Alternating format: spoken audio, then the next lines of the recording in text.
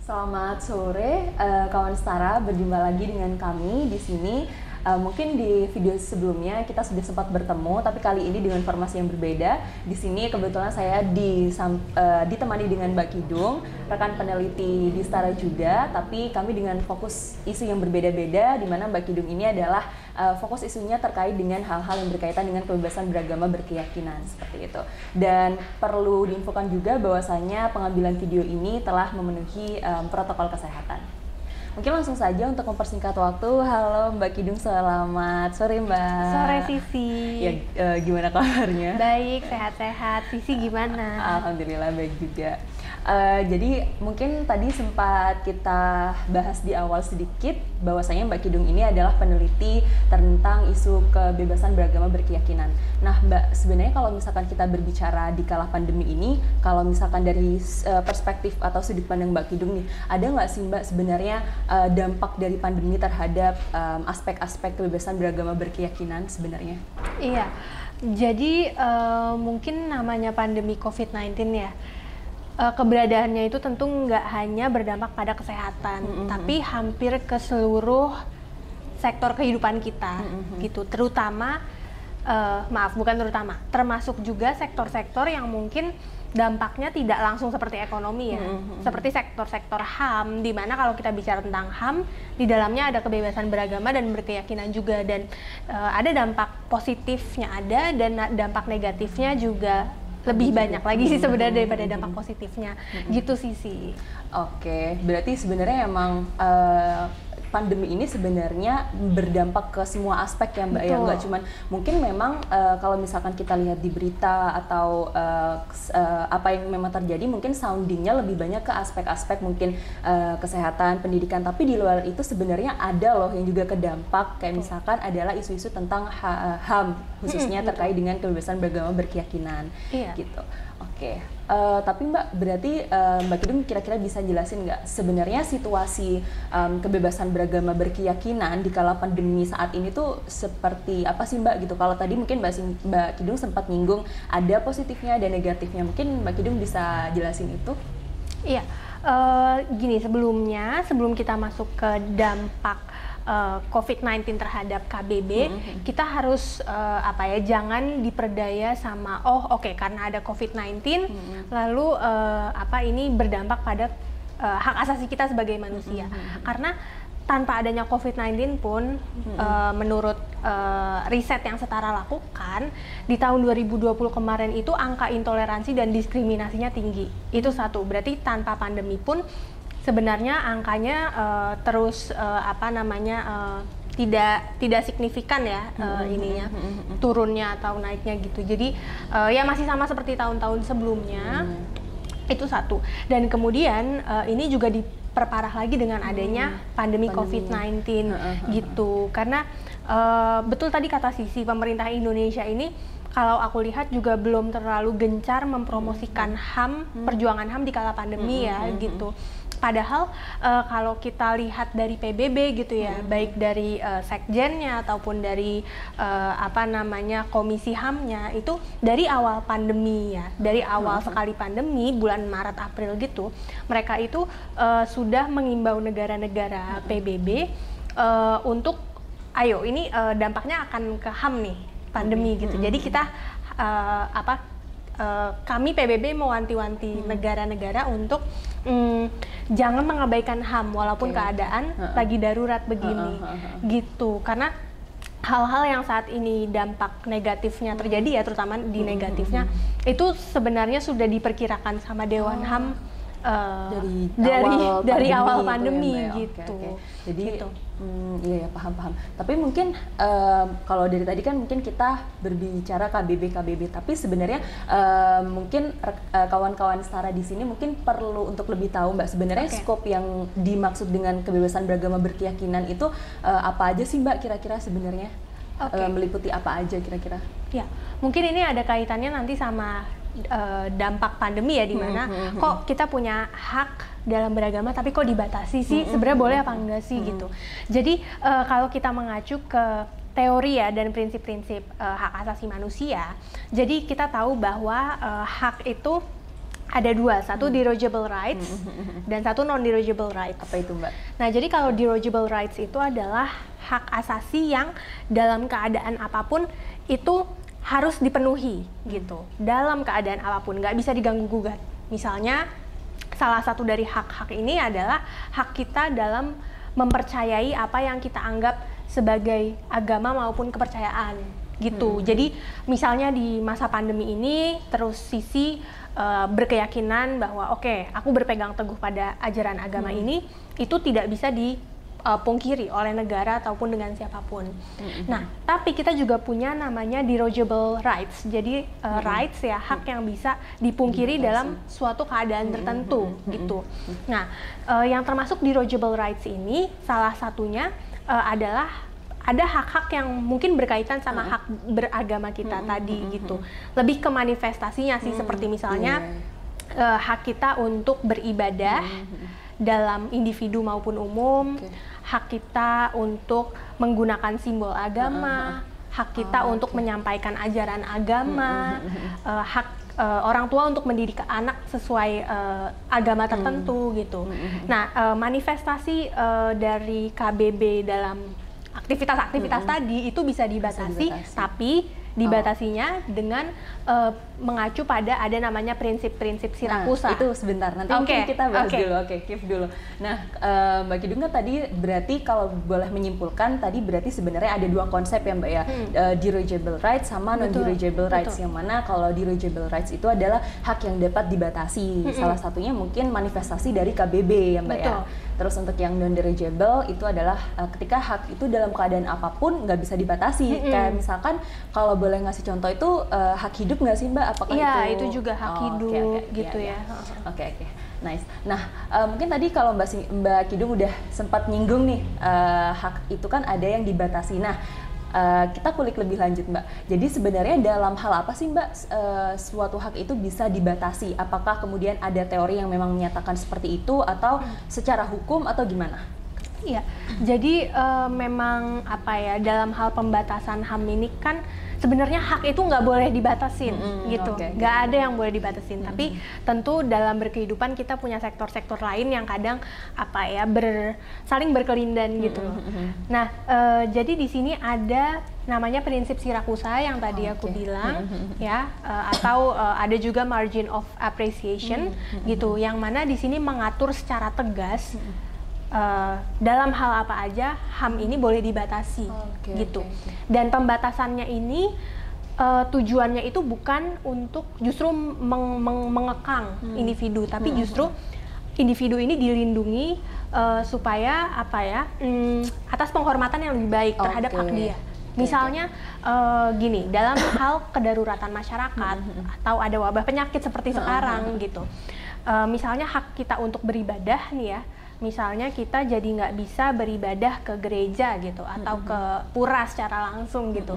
Nah, tujuan pemerintah itu bukan mendiskriminasi kita, tapi melindungi kita supaya jangan sampai terkena penyakit gitu. Jadi untuk tujuan yang lebih baik lah gitu. Karena kan prinsipnya saya yakin semua agama dan kepercayaan pasti mengajarkan kita hal-hal yang ya kesehatan juga ya gitu loh, jiwa dan raga gitu.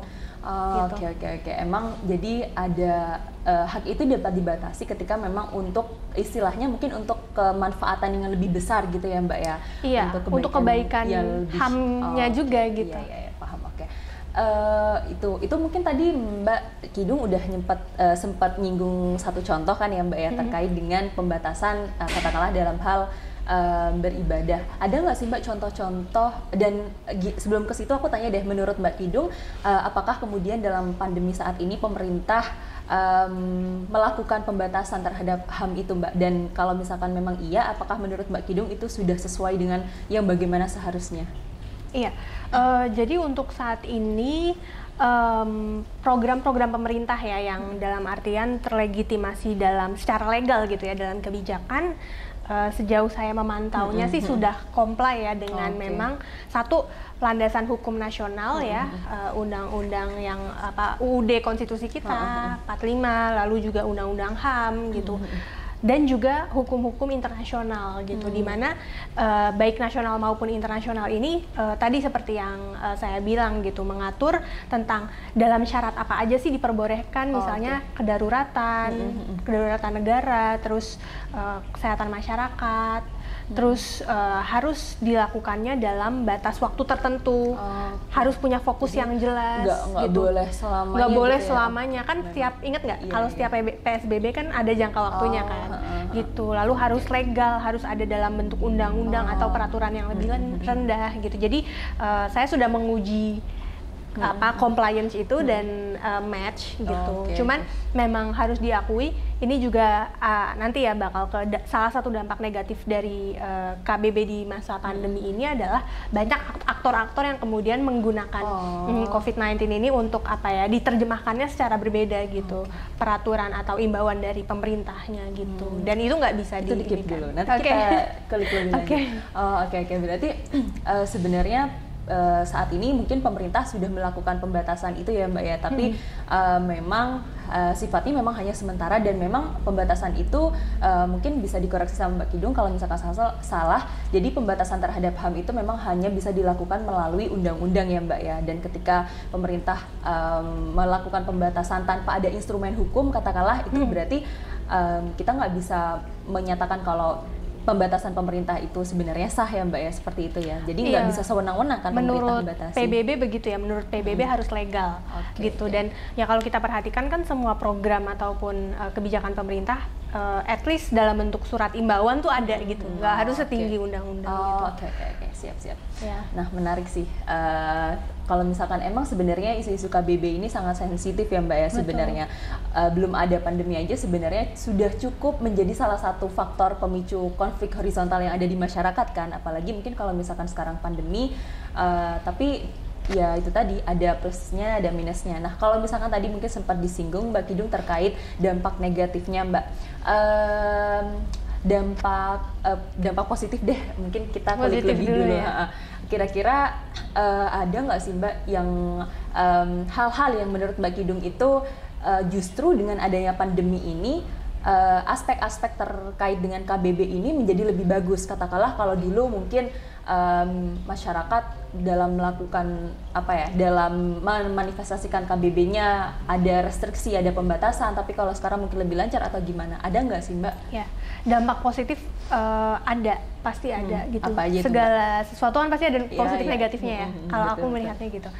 Termasuk dalam hal KBB ini. Contoh gitu. Konkret barangkali contohnya ada. Jadi satu yang barangkali dirasakan sama seluruh umat beragama ya, karena kita peribadatannya atau kegiatan dialog antar agamanya banyak dilakukan secara daring sekarang. Jadi cakupan ibadah secara daring tuh menjadi tak terbatas gitu. Semua zaman sekarang semua umat beragama bisa connect sama umat lainnya, sama biksunya, sama pendetanya, sama ustadznya tanpa tatap langsung, hanya dengan koneksi internet.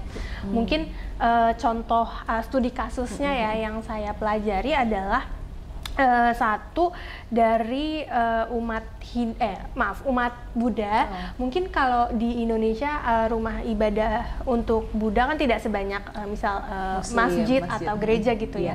Jadi mereka benar-benar waktu saya wawancara tuh merasa ini sebuah hikmah gitu loh. Biasanya kalau ibadah mingguan di wihara orangnya cuma 100-150, ini bisa sampai 8.000 loh. Lewat Zoom ya Mbak berarti? Iya, gitu. Jadi itu keberkahan tersendiri. Lalu juga ada rekan saya, dia bercerita ya, dia panitia gereja gitu ya. Dan mungkin kalau kita lihat untuk ibadah Kristen itu mungkin dibandingkan ritual agama yang lain ya, kan tidak sebanyak itu yang harus dilakukan di luar rumah gitu. Jadi dia merasa sangat terbantu sekali gitu loh dengan online ini gitu. Itu satu. Lalu juga selain ibadah daring, kita melihat ini yang masih sedikit disorot oleh media ya gitu. Adanya inisiatif di tingkat lokal gitu ya, antar umat beragama. Jadi gotong royong membantu sesama yang tertimpa dampak COVID ya, tanpa memandang latar belakang agama apa gitu. Oh iya sih, benar-benar. Mungkin kalau kita bilang tadi, aku sangat meng-highlight yang Mbak Kidung sampaikan tadi, hikmah ya Mbak ya, benar sih. Jadi memang dalam suatu hal pasti ada hikmahnya, dan mungkin hikmahnya benar, sangat sepakat. Karena kalau misalkan kita ibadah lewat webinar, katakanlah lewat melalui jaringan internet, itu akan lebih fleksibel dan bisa kapanpun dan dimanapun dan dengan siapapun ya Mbak ya, nggak terbatas wilayah kayak gitu kan ya Mbak ya. Jadi oke. Dan mungkin justru kalau boleh berbicara sebenarnya hikmahnya di sini sangat berdampak bagi mungkin kelompok minoritas juga ya Mbak ya, mungkin bisa dikatakan seperti itu ya Mbak.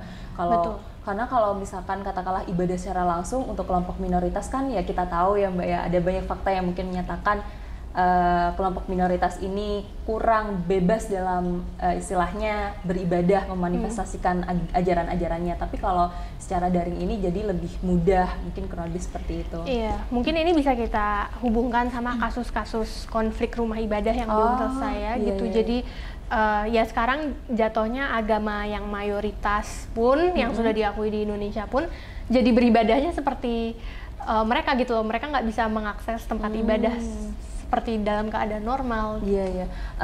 Mungkin kawan-kawan setara ini masih kurang ini kan Mbak, masih belum pada tahu semua tentang sebenarnya maksud konflik rumah ibadah itu kayak gimana. Sorry. Gitu. Ya. Mungkin bisa dijelasin? Ya, jadi di Indonesia ya, kita ini punya undang-undang, nama lengkapnya panjang, biasanya disebutnya PBM 2 Menteri. Iya. Jadi ya peraturan bersama 2 menteri gitu ya, Menteri Agama dan Dalam Negeri ya. Jadi basically mereka mengatur tentang prasyarat dari rumah ibadah gitu, rumah ibadah yang boleh dibangun di Indonesia.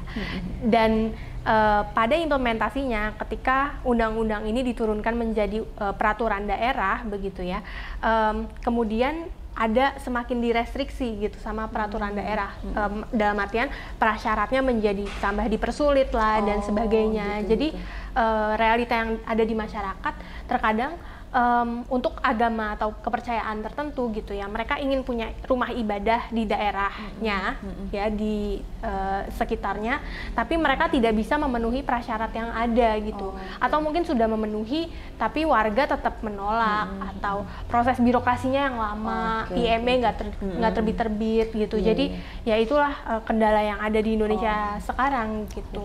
Jadi peraturannya masih belum inklusif untuk semua rumah. Jadi mungkin tarikannya itu adalah jadi kelompok-kelompok tertentu mungkin sedikit bukan sedikit sih, mungkin justru mereka memang kesulitan untuk mendirikan rumah ibadah. Dan tarikannya adalah kalau misalkan di pandemi ini karena semuanya serba online, kita juga nggak bisa kayak sebebas dulu kalau misalkan beribadah langsung. Jadinya kelompok-kelompok yang seperti itu akhirnya mungkin diuntungkan ya Mbak ya, ada hikmahnya untuk kelompok-kelompok mungkin, seperti itu. Kalau aku bisa sedikit kasih ini ya tambahan, mereka tidak diuntungkan gitu, malah justru di dalam keadaan pandemi ini mereka semakin diperlambat prosesnya oleh pemerintah gitu loh.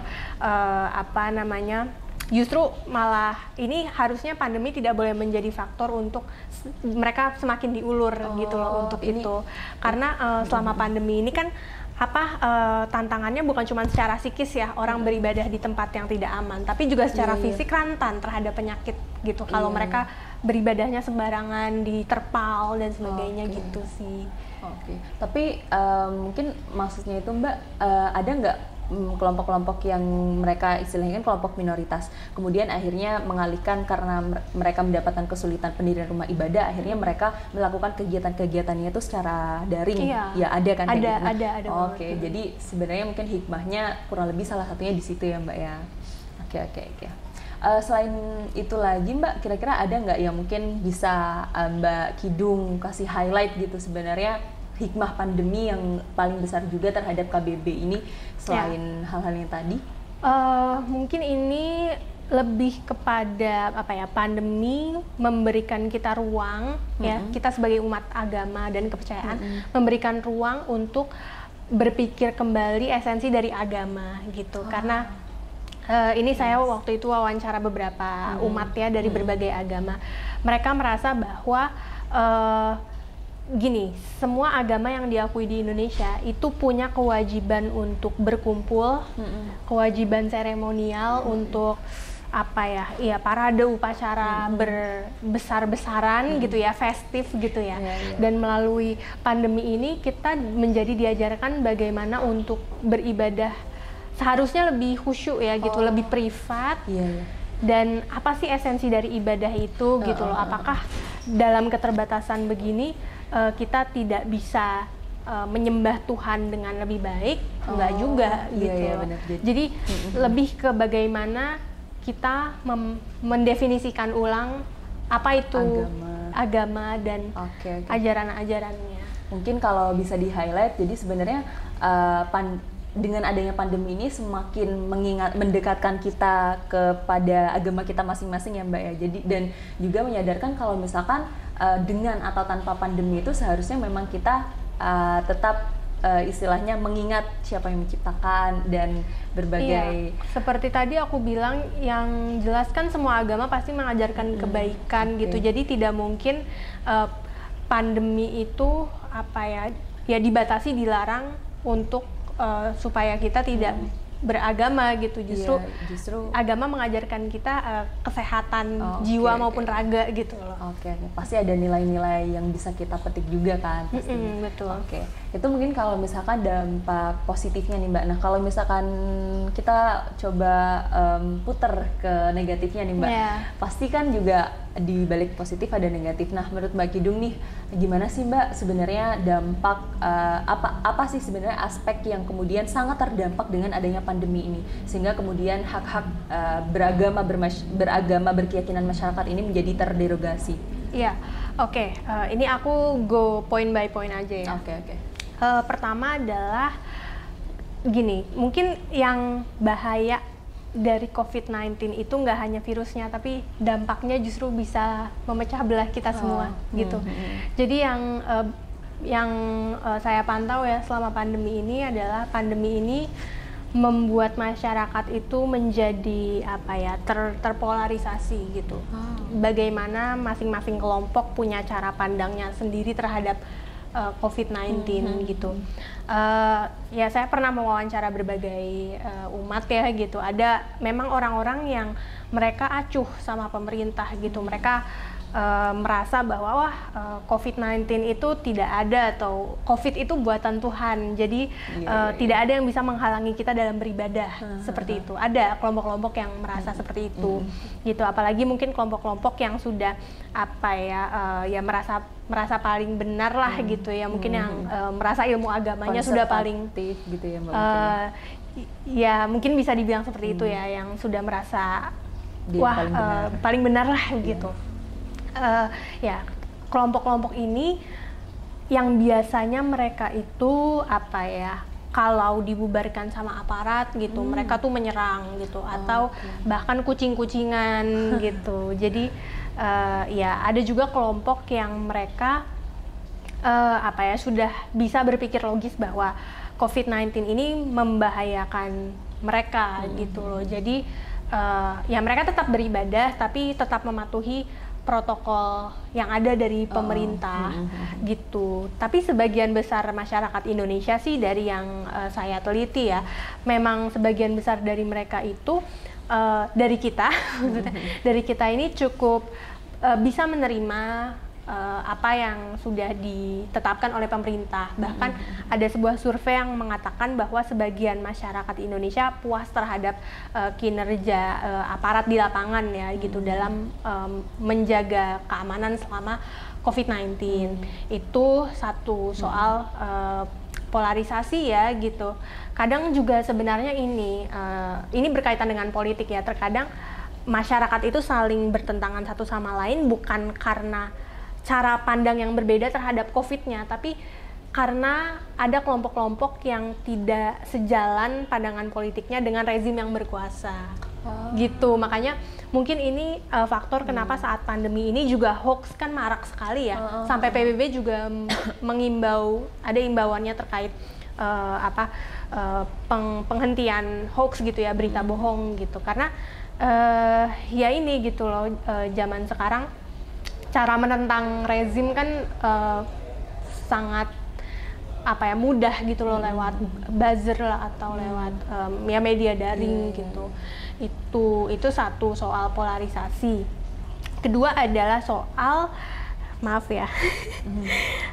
soal politisasi COVID-19. Nah, maksudnya ini yang tadi aku mau sambung ya keinginan kamu. Jadi seperti tadi kita bicarakan bahwa COVID-19 ini tidak bisa menjadi alasan untuk menderogasi hak yang seharusnya tidak dibatasi gitu. Nah, ini ada 2 studi kasus yang menurut saya bisa jadi pembelajaran kita semua ya, bahwa di sini ada potensi pelanggaran HAM namun dengan mengatasnamakan COVID-19 gitu. Harusnya nggak kayak gitu. Jadi pertama, ada sebuah pembubaran rumah ibadah ya di Cikarang gitu. Memang alasan pembubarannya itu karena COVID-19, dibubarkan karena COVID-19 gitu. Namun di sini yang menjadi concern dari masyarakat sipil dan juga FKUB setempat adalah ada kemungkinan bahwa bisa jadi masalah COVID-19 ini tidak berdiri sendiri. Kenapa? Karena satu, keluarga yang dibatalkan, digerebek dalam tanda kutip gitu ya rumahnya, mereka keluarga inti, kan nggak apa-apa dong, ya kan, ibadah sama keluarga inti. Terus dibubarkannya secara main hakim. Dengan alasan apa itu, Mbak? Karena COVID gitu. COVID. Padahal di satu rumah yang sama dan keluarga inti. Ya, dan yang ketiga juga ini yang membuat concern ya adalah karena keluarga ini pernah 10 tahun lalu, yang mana COVID belum ada kan 10 tahun lalu, 10 tahun lalu pernah mengalami gangguan ibadah. Sampai dilemparin batu dan sebagainya, sampai disuruh berhenti ibadahnya. Nah, takutnya ini adalah pengulangan gitu. Yang kedua ada juga sholat Jumat di Parepare ya. Itu waktu itu dibubarkan oleh camat setempat karena alasan COVID-19. Tapi warga setempat malah melaporkan si bu camatnya ini atas dugaan penodaan agama gitu. Padahal memang waktu itu sholat Jumat diimbau untuk tidak dilakukan gitu saat awal pandemi. Itu gitu. Lalu yang ketiga ini agak banyak dampak negatifnya, nggak apa-apa ya. Nggak apa-apa. Memang faktanya seperti itu kan. Oh gitu, oke. Lalu yang ketiga ada juga adalah begini, tanpa adanya pembatasan sosial berskala besar, kita harus paham bahwa pandemi ini memperdalam jurang diskriminasi gitu ya, karena logikanya seperti ini, yang dikatakan PBB adalah selama pandemi COVID-19 kelompok masyarakat yang terdiskriminasi ya, misalnya yang memiliki pendapatan kurang, keluarga prasejahtera, atau kelompok perempuan, kelompok anak, itu pasti menderita 2 kali lipat, apalagi yang di negara berkembang gitu, karena pasti secara ekonomi mereka lebih terdampak, mereka tidak bisa mengisolasi diri dengan baik gitu. Jadi satu, terhadap kesehatannya lebih rentan, kedua, pemenuhan hak-hak mereka atas itu juga menjadi lebih struggle gitu, lebih berjuang. Misalnya dalam kasus penelantaran pengungsi mazhab keagamaan tertentu, misalnya seperti Syiah atau Ahmadiyah gitu ya. Pasti kita kamu bayangin deh, kita perempuan gitu ya, kita jadi pengungsi di tempat yang nggak antah berantah gitu, lalu kita misalnya butuh sanitasi yang baik, akses terhadap kebutuhan reproduksi gitu ya, hak reproduksi dan seksual gitu, misalnya kita haid atau apa, itu kita akan lebih struggling gitu daripada laki-laki gitu. Jadi dalam keadaan normal saja perempuan sudah mengalami diskriminasi ganda akibat dari tidak adanya pemenuhan terhadap KBB, dan yang kedua karena mereka sebagai perempuan hak-haknya tidak terjamin. Nah, dalam situasi pandemi ini beberapa waktu lalu saya berdiskusi ya dengan Komnas Perempuan, dan mereka memang memaparkan data-data ya bahwa selama pandemi ini ya perempuan semakin jauh dari pemenuhan itu gitu. Karena terutama ini ya dengan adanya pembatasan sosial ya, jadi perempuan harus ya ibu rumah tangga gitu ya, harus berkumpul di satu rumah dengan seluruh anggota keluarga, setiap hari ketemu dia lagi, jadi dinamika dalam keluarga tuh menjadi berubah gitu. Di sini banyak responden yang merasa bahwa karena PSBB beban kerja mereka di rumah tuh jadi lebih besar. Harusnya logikanya karena ada anak dan suami di rumah, beban kerjanya jadi berkurang dong, ya kan? Harusnya. Nah ini malah bertambah. Berarti kan di sini narasi suami dan istri yang setara gitu ya dalam mengurus pekerjaan rumah itu kan belum populer tercapai di Indonesia itu. Lalu kemudian juga ya angka paling banyak tuh kekerasan seksual ya. Kita kalau lihat di berita kan karena PSBB isolasi kekerasan seksual begitulah. Terus ada juga perempuan ya yang memiliki upah tidak banyak gitu ya. Mereka juga rentan mengalami kekerasan psikis dan ekonomi selama PSBB gitu. Jadi ya banyak sekali dampaknya. Apalagi jadi berarti sebenarnya mungkin salah satu aktor yang terdampak paling karena ada pandemi ini perempuan ya Mbak ya? Iya betul, gitu. Lalu juga terakhir ini ya dampak negatifnya ya seperti yang kita ketahui ya bahwa PSBB ini membuat kita tidak bebas dalam beribadah karena harus memperhatikan keselamatan fisik. Tapi sebenarnya begini yang ingin saya highlight bahwa keterbatasan kita ini bukan karena ya pemerintah yang kurang cakap atau bagaimana gitu, karena memang ya peribadatan mau tidak mau harus dibatasi karena COVID gitu. Jadi ini ada beberapa studi kasus ya yang menarik selama COVID ini yang menjadi dibatasi atau dibatalkan ya. Misalnya ini haji dan umroh gitu ya. Iya benar. Ya traveling aja dibatasin, apalagi haji dan umroh gitu. Benar-benar. Jadi umroh sempat dibatalkan, tapi selanjutnya dibuka udah kembali tapi dengan pembatasan. Kalau haji belum gitu, karena kan ritualnya berbeda ya, haji dan umroh gitu. Yang kita nggak tahu nih di 2021 gimana. Terus selain haji dan umroh juga ada Waisak tahun lalu sama sekali ditiadakan di Candi Borobudur. Biasanya ada ritual ya Mbak ya kalau Waisak. Mungkin perayaan. Dalam hal haji dan Waisak nih ada kemiripan ya. Dua-duanya kan harus di tempat yang sama, berkumpul gitu ya. Banyak, gitu. Lalu ada juga pesantren ya. Jadi kan waktu itu sempat ada klasternya juga ya gitu. Jadi di sini sebenarnya kasihan, kita nggak bisa bagaimana ya, di satu sisi pesantren ini banyak dikritisi ya, tapi realita yang ada setelah saya ngobrol langsung dengan warga pesantren, mereka ini serba salah, mereka ini tidak seperti sekolah umum gitu. Jadi cara perlakuannya juga harus beda gitu, karena ya kalau misalnya di pesantren ini kan tipenya dia boarding school gitu, lalu juga secara ekonomi begitu ya, pesantren itu banyak sekali di Indonesia dan swasta ya, jadi mereka tidak banyak bisa dapat bantuan gitu ya. Dan di sini banyak juga yang di pelosok-pelosok mungkin belum dapat internet atau kemampuan finansial orang tua, dan pesantrennya berbeda. Lalu juga kalau sekolah umum itu kan ya udah bobot keilmuan kan banyak. Kalau pesantren nih kan kayak ya padepokan gitu ya, ada cium tangan, ada sowan, begitu-begitu tuh yang kebiasaan-kebiasaan yang nggak bisa online gitu. Kayak gitu. Jadi memang serba salah sih untuk pesantren sekarang. Iya sih, benar-benar. Mungkin itu sih kalau secara garis besarnya dampak-dampak positif dan negatif ya yang ada gitu. Iya sih, emang kalau misalkan tadi yang disampaikan Mbak Kidung emang cukup kompleks sih ya, kawan setara, ada positif ada negatif.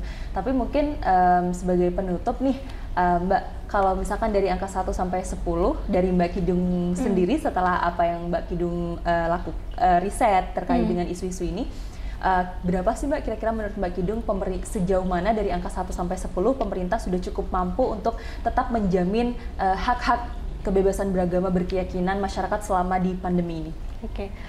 Mungkin aku jawabnya secara kualitatif aja ya, karena kalau kuantitatif nggak berani karena nggak punya parameter yang ya begitulah, harus banyak yang harus dipikirkan ya Mbak ya.